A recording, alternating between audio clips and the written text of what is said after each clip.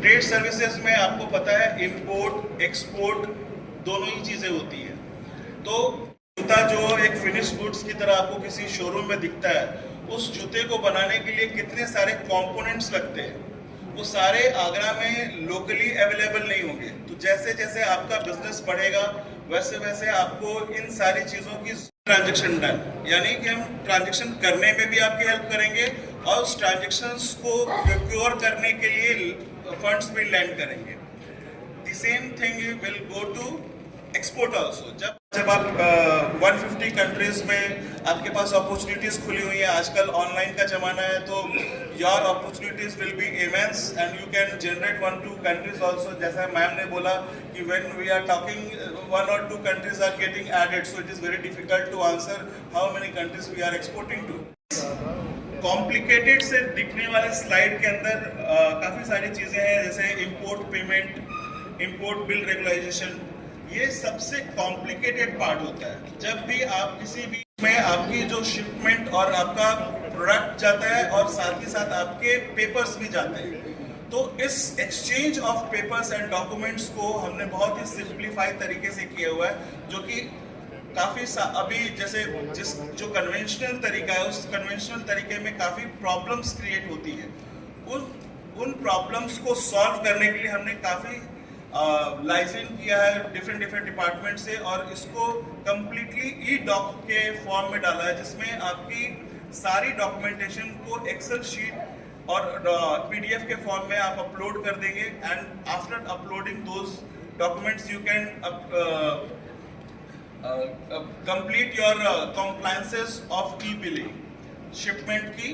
कैसे हम डिजिटाइज करते हैं, ये इस स्लाइड में बहुत ही अच्छे से बताया गया है, जिसके अंदर कोड्स को डालेंगे, जिसको हम एक्सपोर्ट इंपोर्ट कोड कहते हैं, IEC कहते हैं, एंड उसकी कंप्लीटली फिल्ड फॉर्म आपका भर जाएगा। देन आपकी पेमेंट की शेड्यूलिंग आप कर सकते हैं। आप उसके बिल रेगुलराइजेशन के लिए कंप्लीट डिजिटल सॉल्यूशन है, जिसके आप उस प्रॉब्लम को हम अपने ऊपर लेते हैं और उसके सॉल्यूशंस देते हैं by giving the outstanding BOE outward remittance data to you, by getting everything getting the things done easily by the help of IDPMS। इन सब चीज़ों से मैंने बताया कि this is the conventional way. Customs के पास आपका टाइम जाता है, और शिपिंग के जो डॉक्यूमेंट्स हैं उसकी अपलोड्स आप करते हैं, जिसके अंदर आपको बहुत ही सुविधा तरीके से आप अपने अपलोड्स कर सकते हैं। जिसके अंदर आपको ये इस तरीके से डैशबोर्ड दिखेगा, क्या है, उनका स्टेटस क्या है, वो एक्टिव है, और वो उसके अंदर किसी भी तरीके की कोई रेगुलेटरी रिक्वायरमेंट तो नहीं है।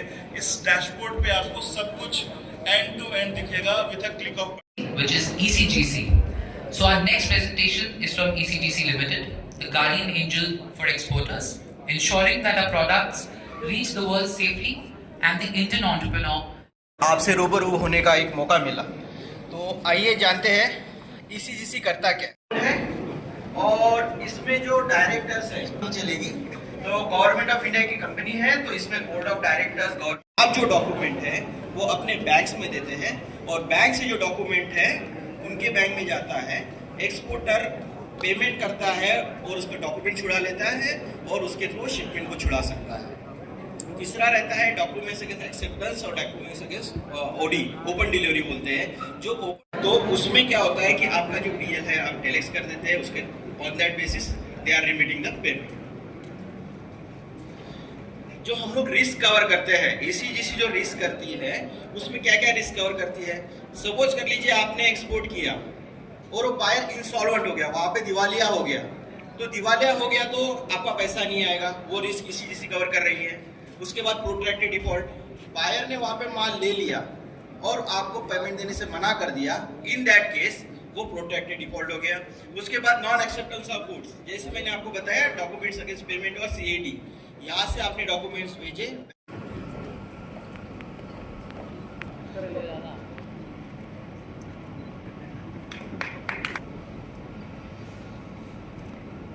Calling leading entrepreneur Mr. Varun Kochar to please come on stage, please. Sanjeev Tiwari from RB International after this, please. Mr. Sanjeev Tiwari.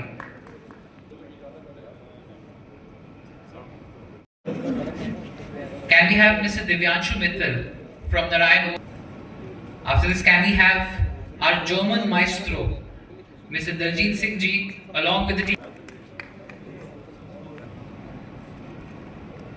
Thank you, sir. Can we have Mr. Mukesh Goswami, please? Mr. Mukesh Goswami, can you please come?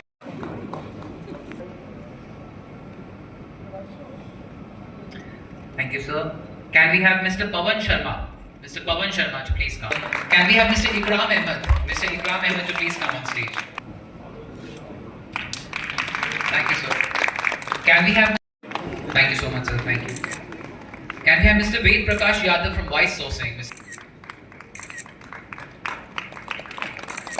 And participants who made this day. संस्करण का आज दूसरा दिवस है। दूसरे दिवस पर technical seminar रखे गए थे। इसमें जूता इंडस्ट्री के बारे में कैसे सीखा जाए, लर्निंग की क्या हो, FDDI ने अपना प्रेजेंटेशन दिया और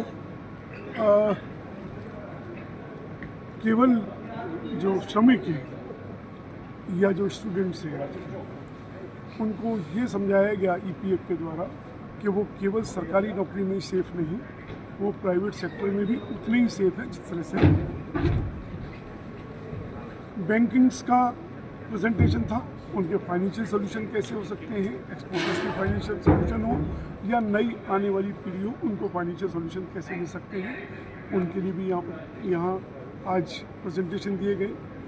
और बैंकिंग के अलावा कि पैरेलल बैंकिंग किस तरह से व्यवस्था हो सकती है कि आपकी वर्किंग कैपिटल कैसे बढ़ सके, ये फैक्टरिंग का भी था, ये उस पर भी प्रेजेंटेशन था, उस पर भी प्रेजेंटेशन दिए गए।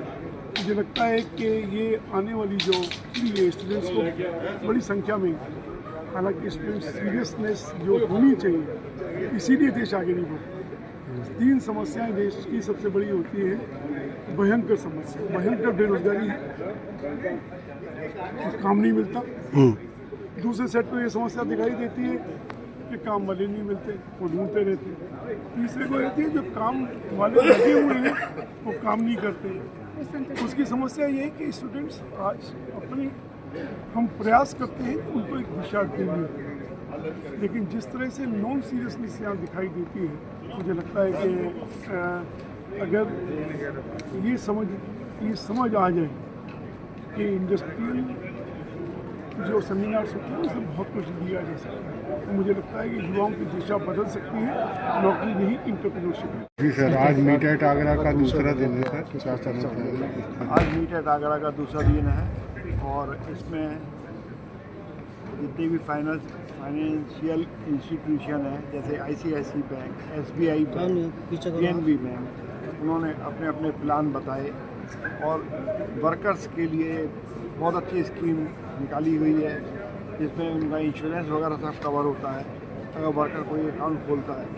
तो ये सब चीज़ें उनके लिए हाईलाइट कराया गया है आज। उसके अलावा बायर्स जितने भी हैं, बाइंग एजेंट्स हैं जितने भी, बैंक एजेंट को हमने स्वागत किया, उनका अभिनंदन किया क्योंकि वो आगरा के लिए काफ़ी ज़ोर शोर से काम कर रहे हैं। यहाँ स्टूडेंट्स भी काफ़ी संख्या में आए थे। हाँ, स्टूडेंट काफ़ी संख्या में आए जिन्होंने FDDI के MD मिस्टर विवेक शर्मा जी ने उनको ये FDDI के कोर्स के बारे में अवगत कराया और उनको यही बोला, मैसेज दिया है कि आप नौकरी की नहीं तलाश करें, नौकरी देने वाले। हेलो, मेरा नाम शिवानी शुक्ला है, डॉक्टर MPS पब्लिक स्कूल इन आगरा सिकंदरा। टुडे जो हमारे कॉलेज के टीचर्स ने हमें विजिट कराया है मीट एट आगरा। ये प्रोग्राम इसलिए कंडक्ट किया गया है, लॉट्स ऑफ कंपनीज आई हैं जो हमें डिस्क्राइब कर रही है कि how to improve in business field, how to start our startups, हम किस तरीके से अपने बिजनेस को बिल्ड कर सकते हैं, किस तरीके से स्टार्ट कर सकते हैं। और यहाँ लॉट्स मतलब काफ़ी सारी कंपनीज़ के यहाँ पर फेस वगैरह प्रोग्राम्स, जैसे कि बहुत सारी मशीनरी, पायोनियरी, टैक्स और कैफे बुके, मतलब कैफेटेरिया एरियाज़ आप चाहते हैं, रूफ तो बहुत सारी प्लानिंग एरियाज़ आपको बताए हैं। स्पेशली लेदर यहाँ का एक मेन पॉइंट है इस मीट एट आगरा का कि आप आगरा के अंदर, बिकॉज लेदर बहुत ज़्यादा डिमांडिंग और बहुत ज़्यादा क्वालिटेबल प्रोडक्ट है, इसलिए आगरा में लेदर की सप्लाई और प्रोडक्ट्स की काफ़ी वैल्यूएबल है। तो यहाँ सबसे ज़्यादा हमें लेदर को डिस्क्राइब किया गया, how to prepare food. Totally यहाँ स्पेन, रशिया, चाइना, मतलब लॉट्स ऑफ कंट्रीज से यहाँ लोग आए हैं जो अपनी कंपनीज़ को, अपने ब्रांच को लेकर आए हैं। वो हमें डिस्क्राइब कर रहे हैं कि हम किस तरीके से अपना इन्वेस्टमेंट कर सकते हैं, मतलब डिफरेंट टाइप का रॉ मटेरियल है वो बता रहा है हमें, जिसके हम प्रोडक्ट को प्रिपेयर करेंगे तो हमें कितना टाइमिंग, कितना मनी, टोटल इन्वेस्टमेंट हमारा होगा। इससे हमें ओवरऑल प्रोसीजर और इन फ्यूचर बहुत सारी inspiration, lots of presenter seminar hall में जो उन्होंने हमें बताया कि आपकी स्टार्टिंग जर्नी कितनी हार्ड होती है, इस तरीके से आप एंड करेंगे तो आपको कितना मतलब आपको स्टार्टिंग टू एंड कितना सफ़र करना पड़ेगा। टोटली आपको डिस्क्राइब किया गया है, मोटिवेशन है, इंस्पायरिंग है, and lovely and totally learning everything is too good.